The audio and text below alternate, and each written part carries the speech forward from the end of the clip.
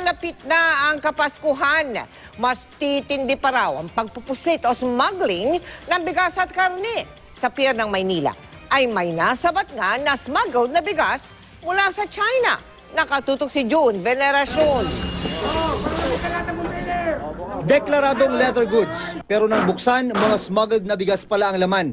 Galing China ang 12 container na may kargang puslit na bigas na nagkakahalaga ng 20 milyong piso. Sa Port of Manila, isa sa mga premyadong pantalanpati ng kang ipasok ang bigas mula China. Noong Agosto naman, tuneto-neladang smuggled rice din ang nasabad sa Zamboanga City. Pero hindi daw dapat puro photo opportunity o papogi lang ang gawin ng Bureau of Customs. Ang hamon ng Samahang Industriya sa Agrikultura o SINAG, sampahan ng kasong economic sabotage ang mga nasa likod ng rice smuggling.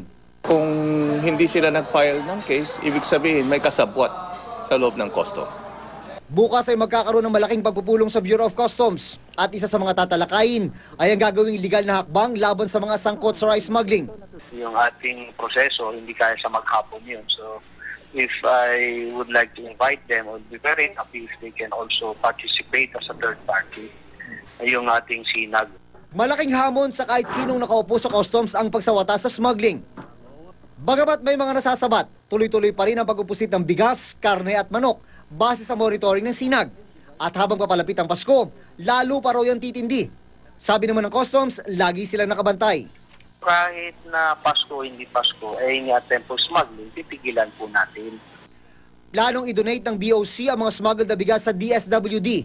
Bahala na raw ang DSWD kung kanino ito ipapamahagi. June Veneracion, Nakatutok, 24 Oras.